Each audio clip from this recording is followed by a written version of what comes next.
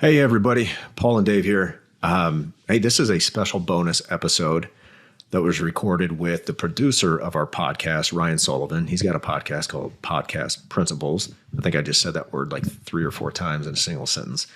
But this is not necessarily a infinite banking related or even financial related podcast. So if it's, if that's what you're here for, you can feel free to skip it. But otherwise, I think if you're interested in, maybe you have a business or you're looking at starting a podcast specifically for your business or whatever your interest is, listen in. Maybe you'll get some insight from, the successes and errors Paul and I made.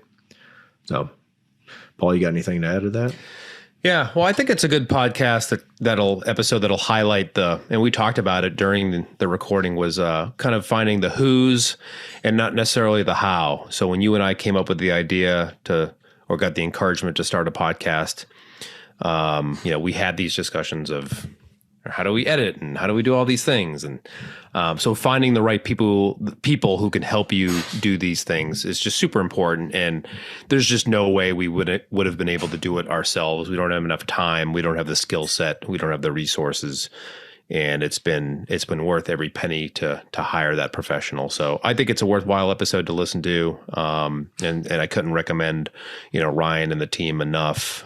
They've helped us tremendously, and what you people see every day every week on YouTube and all the different places that the podcast is hung. A podcast on Apple and Spotify and Audible and wherever else it is, Stitcher, I guess.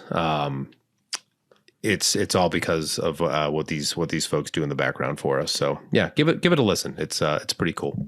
Absolutely. Yeah. Without Ryan and Jack working on this for us, you guys would not have over 100 episodes of content here. That's for sure. It may just be a few. Yeah. So yeah. But hope you enjoy. And until next time, control your capital. Or somebody else will. Dave, Paul, thank you so much for joining me on the podcast. This is a long time coming here. Couple of years. Man. It's been a couple of years. Yeah. So we started this little series at Podcast Principles. I pivoted my podcast for like the 3rd time. And now, we really want to like showcase more podcasters. And also the reality is, like, if you're doing this on a weekly basis, like you guys have 100 episodes, over 50,000 downloads, there is, we probably don't even know what the actual like lessons are until we get on the podcast and talk about it, right? So where I want to start with, and really what I want to do today, is highlight what you've done with your show, but also give some tactical and practical tips to people who would either be starting their podcast or might be just a little bit early on in the journey. So we'll start at the beginning. It's funny, I'll set the context here. I was talking to Dave on LinkedIn. Dave, you added me on LinkedIn. I messaged you, you booked the call, and then I believe like a few days later, we kind of just started working together. Like there was no crazy sequence there, but it was just the timing, right? So from your perspective though, what was your idea with this? Was there other podcasts? If you could just set the context on what the topic is, we don't have to go too deep on it, but then also really just what got you into it? Yeah. So Paul and I had been in this business for a couple of years at that point. The business we're in is infinite banking, the infinite banking concept. If you want to check out the podcast, Wealth Warehouse podcast. But that's really all we cover is this concept and teaching people how to create their own banking system so they can get out from under the oppression of the commercial banking system and the fractional reserve banking and all of that. So it's finance heavy, financial topics, and really talking about learning how to control your own capital. That's really the crux of what we do. But Paul and I have, we're in a small group of other IBC practitioners, Infinite Banking Concept, IBC. So we do a lot of mentoring and getting mentored by other people who've been in this business for a much longer time than us. And a few of them have podcasts. And I think Paul and I, we were out on a hunting trip in South Dakota together with a group of a couple other dudes in this business. Actually several, which are all great guys, a lot of fun to hang out with. But this was 2022, right? No, 2021. I was going to say, I don't even know. Yeah, It was 20 it was the fall of 2021. 21. yeah, the fall of 21, and we were just hanging around, having a drink, talking, and one of the guys who has a podcast on this concept already, we told him, hey, we're thinking about doing this, and he said, you can't start a podcast soon enough. And we're like, wow, this is coming from a guy who's been in this business for 30 years, had a podcast for a number of years. He had over maybe 100 episodes by that point, maybe more. And he was saying, half of his business comes from the podcast. So Right. we thought, wow, we can do one podcast a week. As long as we stay consistent, let's see what this does. Yep. Let's just give it a try and see how it goes. So we started exploring that, and you were already a connection on LinkedIn, I think. And I thought, wow, this guy seems young and hungry. He's active like me daily. So Yep. reach out to him. Let's have a conversation.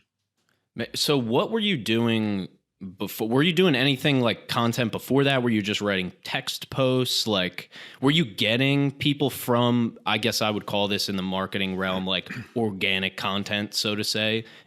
Were you like, what was your kind of client acquisition like, I guess, before the podcast? And then how did the podcast affect that as well?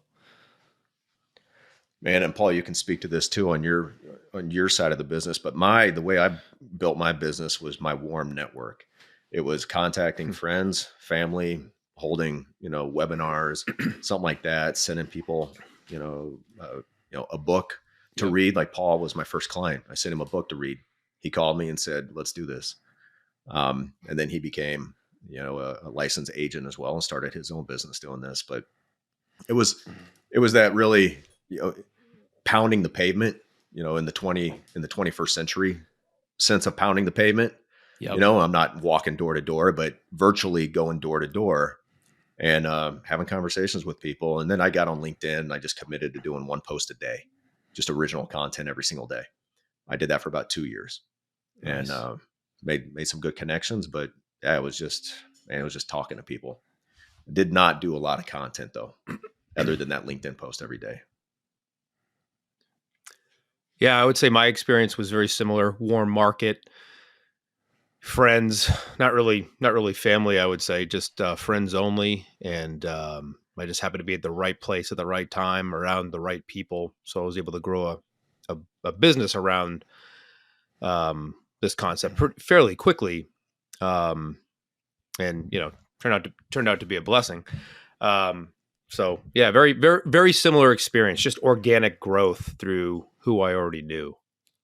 So, Paul, did you envision yourself being a podcaster when you started IBC, or?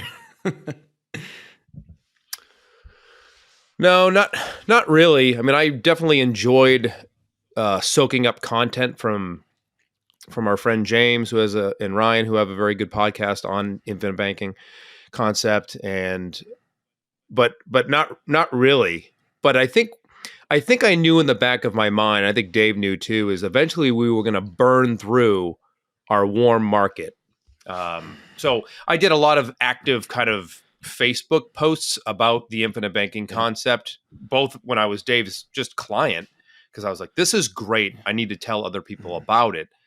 But then once I became an agent, that's kind of how I got the message out. And I was just sharing, hey, this is what I discovered. I read this book. I listened to this podcast, and my eyes have been opened about dividend paying whole life insurance and how it can be used as a stepping stone for, financial freedom, and also, a legacy from my family. So that bore a lot of fruit for me. So I knew I had to, what other ways how do I reach people? That's the idea, right? How do you extend your reach so that I know this is good? Yes.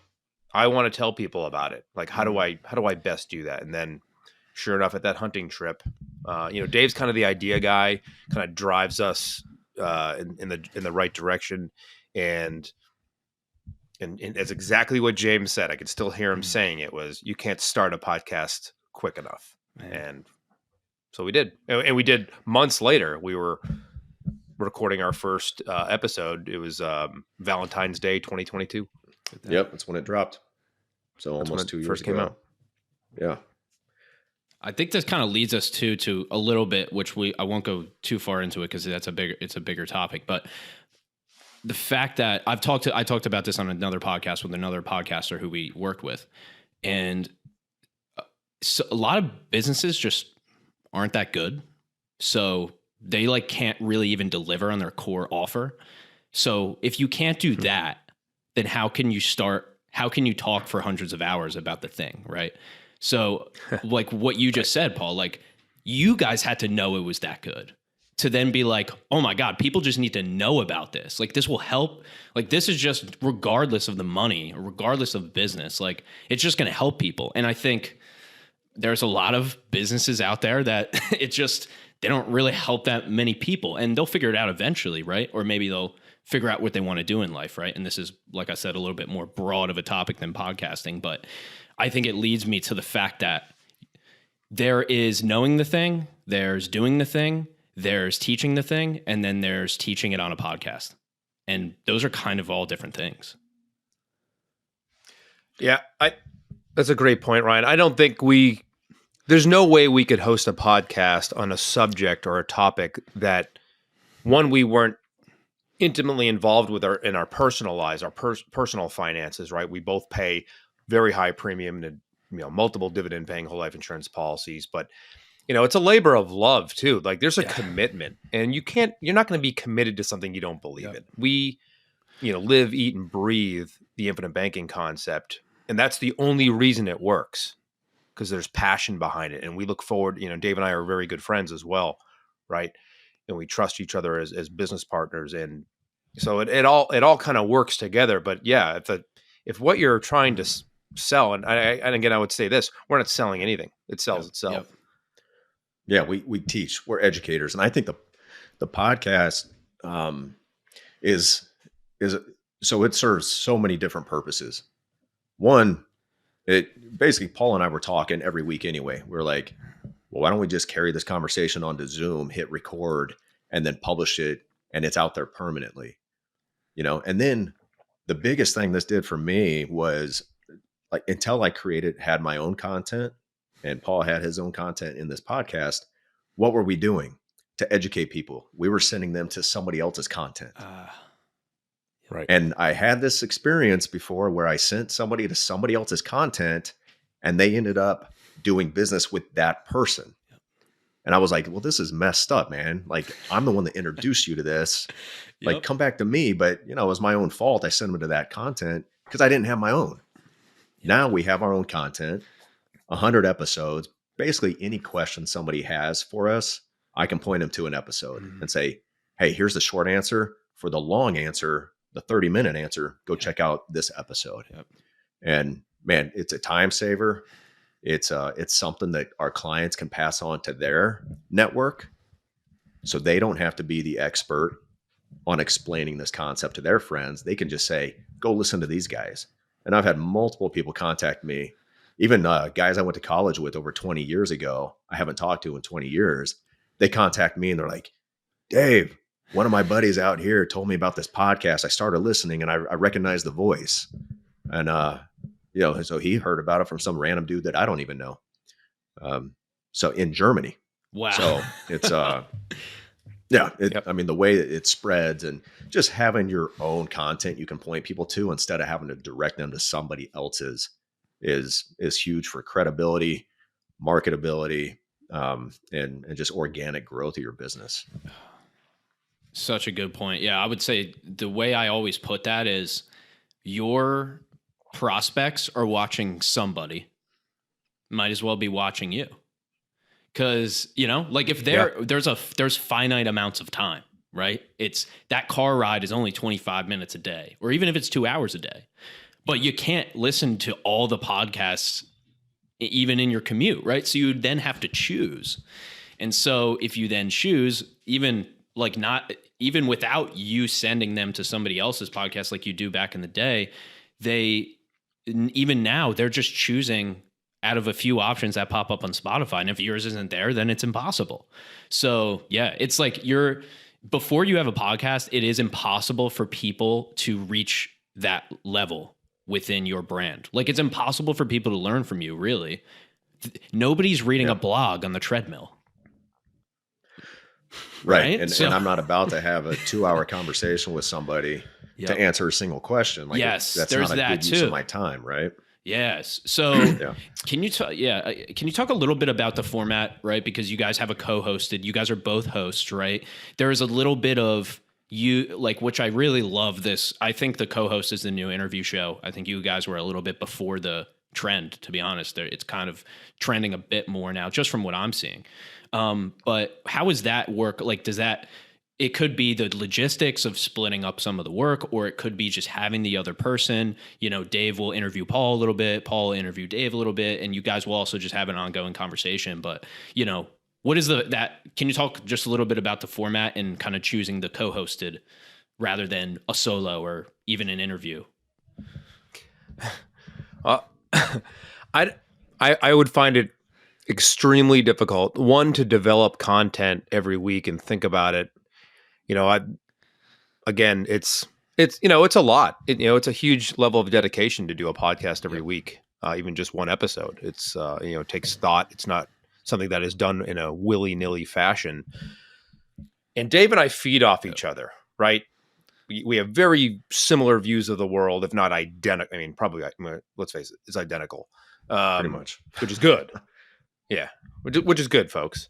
But and then, I might forget to say something. This happens to every podcaster or any radio host or, news anchor or something. You're in the middle of a thought, and all of a sudden, and maybe I'm just, I'm 44 now, I'm just getting old, but all of a sudden, the point I wanted to drive home, it happened this morning on our last call that we just had. I just blank out. But Dave will say something. He'll either fill it in for me, or I'll fill it in for him.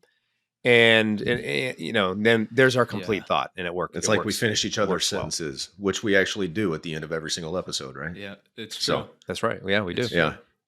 I'd say 2 things. Accountability. Like, if I try to do this on my own, there's no way in hell I would have done 100 straight weeks. Just, it's not possible. It wouldn't happen. Because life gets in the way. But if you got somebody else who's holding you accountable, you're holding them accountable, it's going to get done. I mean, and we're never more than 1 episode ahead of the game. Like, we've never got anything in the queue except 1 episode. So Paul and I meet every single week, usually the same time, same day every week. Sometimes we have to flex for one reason or another, but somehow or another, it gets done. It's so funny how if you make a commitment to something, put it on the calendar, it gets done, even though there's so many other things on the to-do list that just don't. But, if I was doing this on my own, there's no way I'd do 100 straight weeks. And then the consistency, being consistent with this. And I think the best way to be consistent is have a partner who's pushing you, and you're pushing them to be consistent and make it happen. Yeah. And I think I said it before, but we enjoy it. We're going to talk anyway. We might as well record it. There's not a day that goes by probably over the last couple of years, or, not too many days, that Dave and I haven't at least texted with each other or emailed each other or spoken on the phone. And that's just, for our particular situation, it works incredibly, incredibly well. Yeah, that's a great And it helps you hone your craft. Yep. Like, I was thinking when I was in high school, Larry the Cable Guy, if you know that dude, right? Oh yeah, classic. But classic. he was kind of getting started back when I was in high school in the late 90s. I would listen to this radio show every morning on the way to high school, and they would call Larry the Cable Guy every morning. And Larry would have something ready to go. Yeah. But I remember seeing an interview with him saying he was forced every single day to come up with new material because he had that going on tomorrow morning. He was going to get on a radio show and had to have new material. So it helped him hone his craft. I think it's done this for us where, we could talk about this for hours, answer any question, any objection, just naturally without even thinking about it anymore.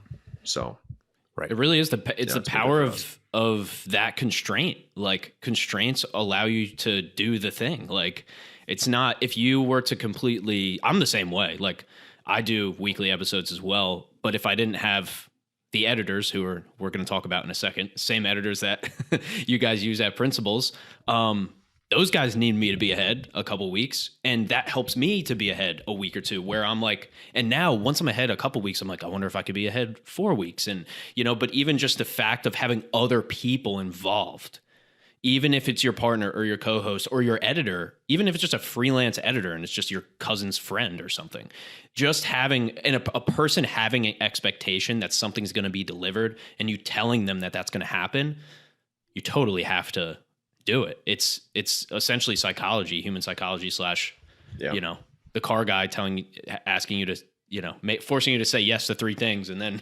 you buy the car. You can do it on yourself, to an extent. Yeah. And that leads me perfectly to, working with podcast principles. Like I said, we literally just had a 30-minute call, guys. Like we're the same. You know how we roll. I've never hard sold anybody. I've been doing this for 5 years. Like, on anything, I just asked, is this what you want?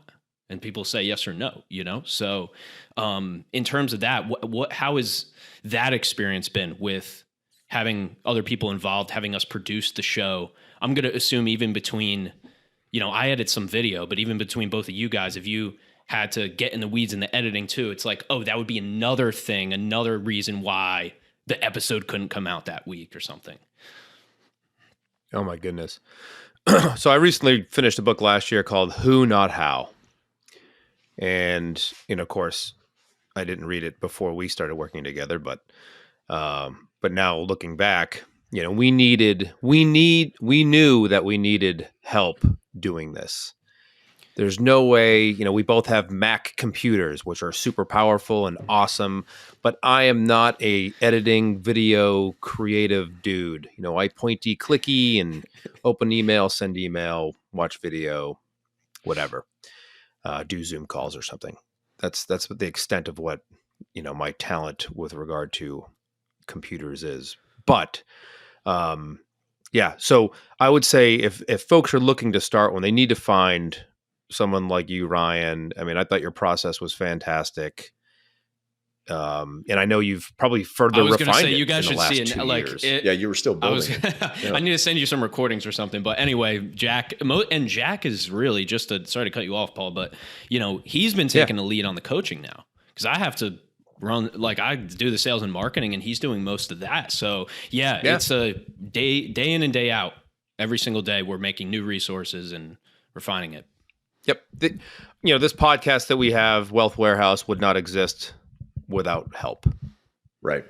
Yeah. So, Who Not How, you're not kidding. Because when we started exploring this idea, I started looking into, reading these articles, these blogs and YouTube videos on making a podcast is easy. Here's how to produce your own podcast. And then I watched that and I'm like, are you kidding me? Hilarious. There's no way I'm going to do all that. Like, I might get through 3 episodes and then say I'm done easy with compared this. to what? Like that's the compared to what? Compared to what? Right? Yeah, I like that. Yeah. And then I look at my, what's your hourly rate, right? Every business owner should understand what their hourly rate is. Take how much money you want to make in a year, divide by 2,080, 40 hours a week, 52 weeks a year. That comes out to your hourly rate. Like, if your hourly rate is $400 an hour, why would you be doing video editing when you could pay somebody else a much lower rate to do that for you? And guess what? We look forward to the podcast. It takes 1 hour a week. It's the most productive, most bang for your buck hour of the week that we spend, hands down. There's nothing else we do 1 hour a week that produces the results that this does. Right. And let's face it, I don't want to do what your team does and what you guys do. I don't want to do that, because I would be crappy at it. And I don't, and again, to Dave's point, we don't have the time to do it. So I can't stress enough, who, not how. You're the who's, your team is the who's, and I let you guys work. And it's for us, right? We don't have to worry about it. The podcast appears on YouTube, all the platforms, podcast on Apple, on every, and I have no idea how that happens. I don't care. Every Monday morning, and I don't care. It's just, it's wonderful. It's magically there. And I can tell people that, right? Like, I'm on YouTube, I'm on here, I'm on there, any Audible. I mean, it's everywhere. And it's, I don't care how it happens. It's YouTube Music now soon, guys. By the way, Google Podcast is over, so that's a little podcast tidbit. Google Podcast is done, and now it's going to be on YouTube. That was a thing? I was going to say, I don't know who uses YouTube Music either, but anyway, it's there. But I would be remiss if I didn't, first of all, shout out the team, but specifically Jack too. You know, he manages all that. He makes sure all that happens, right? So, yeah, I mean... Yeah, Jack is solid. I mean... Shout out to Jack. Solid, man. It literally is who, not how. It's all of it. This entire ecosystem is you guys as the people recording, then us as the team breaking it and managing it, or breaking it down, managing it. Jack then sending that to all the individual people who need to do the edits. Then him coming back and sending it, then that going out to the audience, then the audience responding, reacting, and consuming. And then from that feedback, you guys creating another episode. And it's just this cycle that keeps going. And like you said, it's the most productive because it's a perfect circle. It's a circle. It's not a start and then an end. And I was just talking to Dave about this before. Episode 1 of Wealth Warehouse, your podcast, has gotten 25 downloads in the last 30 days. People are chronologically going through. So that work that we do, that's the beauty of the podcast too.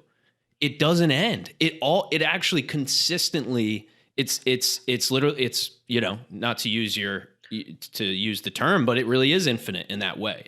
There's unlimited amount of people who could consume it, but just because you put it out 100 weeks ago doesn't mean it's not being consumed. So it's also evergreen and it lives forever, essentially. That's right. Which is kind of a crazy thought too. And that's great for our business, is that everything we talk about is evergreen because it's surrounding principles that don't change, like the laws of nature. Like these are the laws of money, and these principles don't change. So they're going to be just as relevant a decade from now as they were 10 years ago. So that's another great part. If you have a business that, you know, you're on the cutting edge and it's all, you know, current affairs driven or something like that, then, you know, the episode you did a year ago is probably no longer relevant.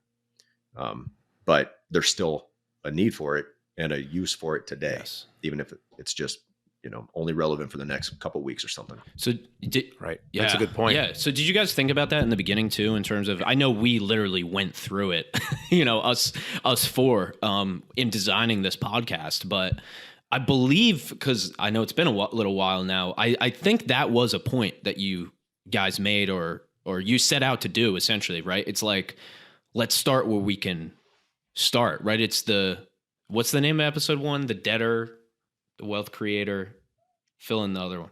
Oh, I think it's... The debtor, the saver, the wealth creator? Or is that episode 1? No, number 1 is like, isn't that where we introduced? Yeah, who are we? Introduction, and then I believe, and why do you care? Yep. What was episode 2? I'm not sure. Well, I've got it right here. Episode 2 is the saver, debtor, and wealth creator. There you go. So the first real episode. Yeah, you were right. Yeah. So there, and then 3 is Paul's favorite, sweaty wads of dripping wet cash. I was going to say, we got to make sure that's a plug to you guys. We will have all the links for everybody watching and listening to this, all the links down below. You know, I'll make sure to say that because we are mentioning a few episodes, but in that lens, right? Listen, you hired some help. You have the who down, you have the team, you have the strategy, right? I think that is important too. You guys didn't just jump in and make an episode and then figure out how to release it. You hired you hired the help, and then also the help on the other end to do the production side. Do you have any tips for somebody who is maybe similar to you guys in a niche business? I would say a niche that, you know, is expanding, and maybe is just going through that in their head of, maybe they don't have that friend who says you can't make the podcast fast enough. Maybe they just have an idea. Do you have any sort of advice for somebody who hasn't yet started their podcast in maybe something that's a little bit more niche? Yeah, I'd say, you know, one of the things most business owners look at, one of the first things is, how much is this going to cost? Not just in money, but in time. I would challenge people to think of, how much is it going to cost if you don't do it? Yep. So there's an opportunity cost for doing something and for not doing something. And Paul and I talk about opportunity cost all the time when it comes to your money. but it comes to your time too, and the decisions you make in your business. What's the cost of doing this, but what's the cost of not doing it? That, and then get a partner, do it with somebody else. Like, don't try to go it alone. He and we're both military guys, highly disciplined. We don't need anybody to tell us what to do. We do it on our own. But I know for a fact I would not have done this for 100 straight weeks if I didn't have somebody else to do this with. Yeah, I don't know if I have anything to add to that, but you know, if you've got something to tell people that's worth telling, and that's something that you believe in, like I said in the beginning, what better way than to spread your message than through, you know, you want to extend your reach. How do you best do that? So is it a podcast? Yeah, it very well may be. I understand there's a lot of them. You can find a podcast on almost any topic. I mean, I'm listening to a podcast right now on intermittent fasting. But most of them don't last past 5 episodes, 10 episodes? I don't know. Yeah. Do we? Yeah. What is the average? I can drop some stats here real quick. So, I mean, it's 70% of podcasts fail is the term. That's the term that I use. But what does that mean in reality? I think it's around episode 8. There's no concrete data, by the way. You can look at 10 different sites. One of them will say episode 5. The next one will say episode 10. Let's just call it 8 and put it in the middle.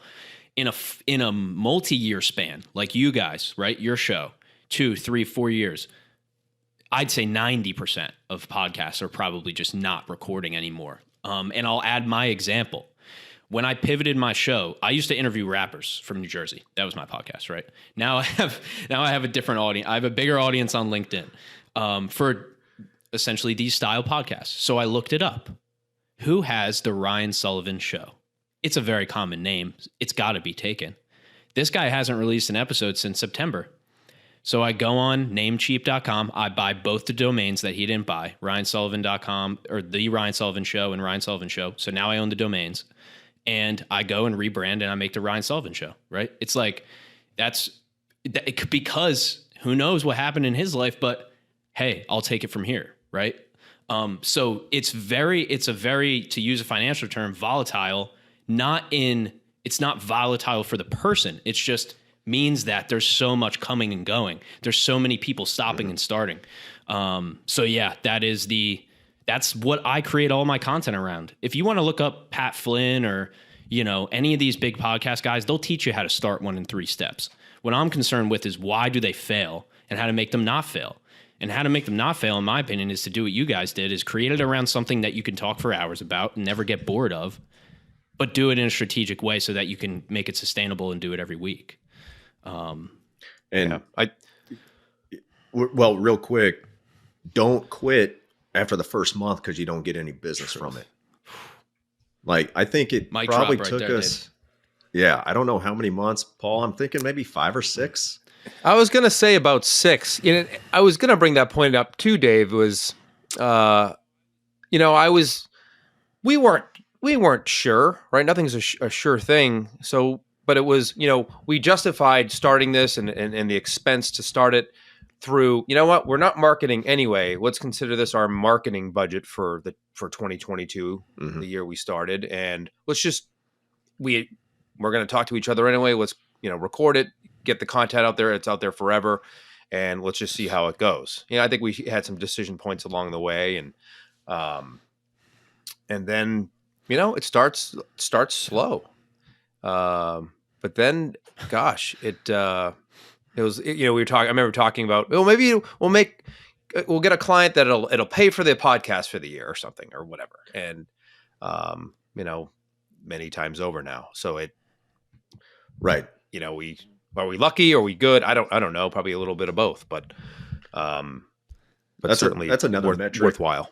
Another metric you could calculate: how many clients would it take to pay for this service? Right. And for us, I mean, it could easily be one client.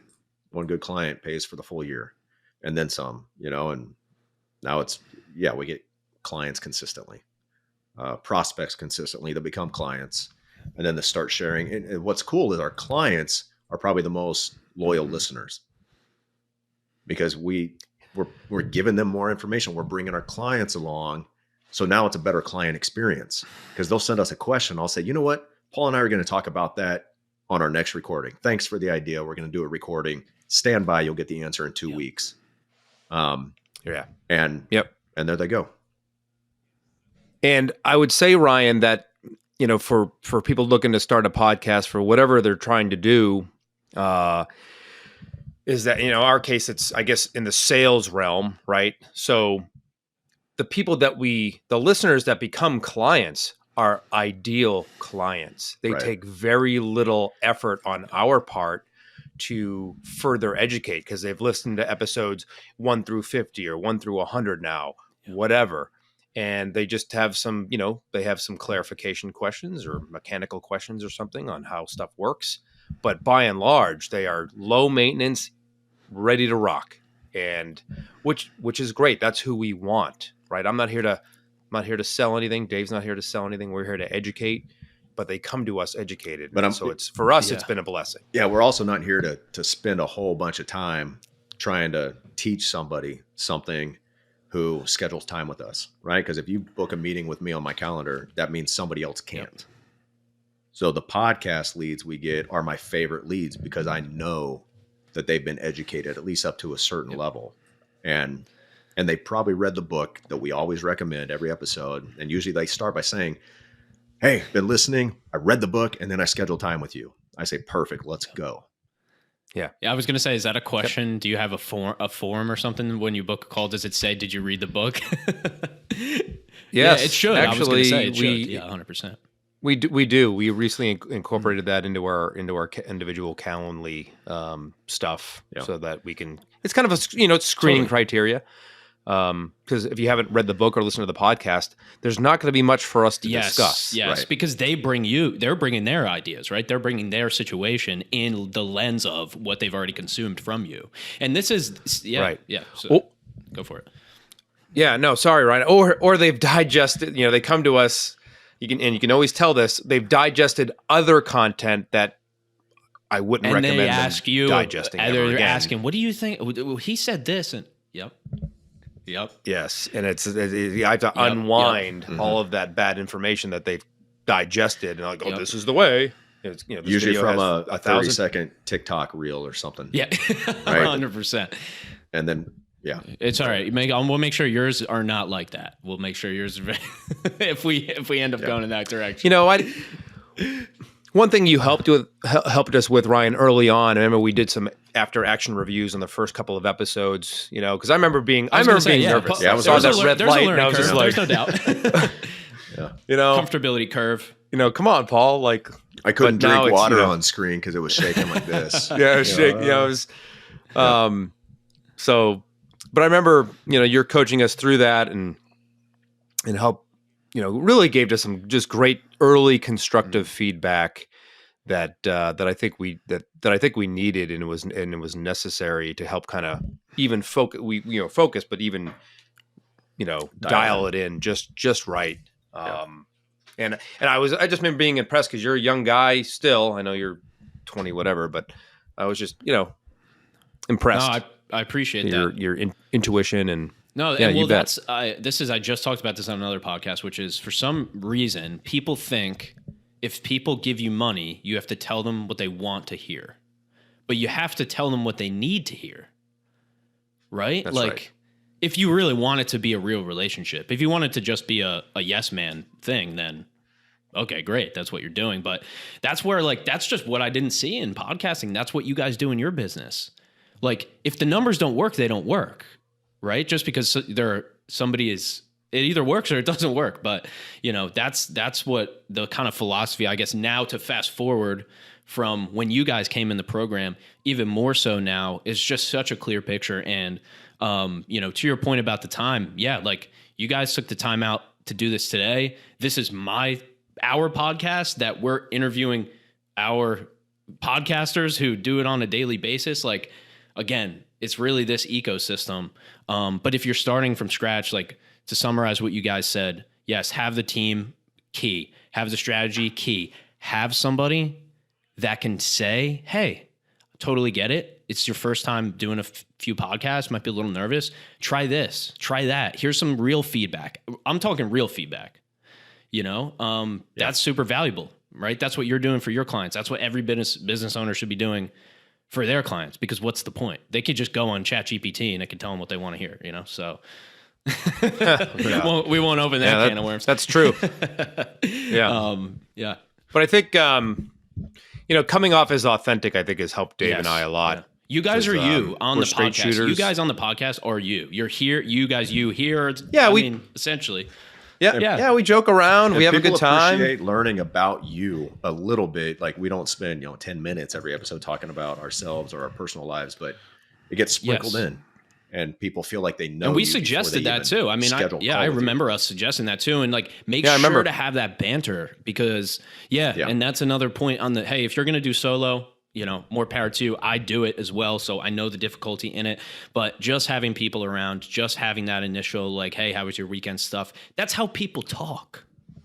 We're not creating some fictional world, right? Like, this is just when they get on the call with you, it's you.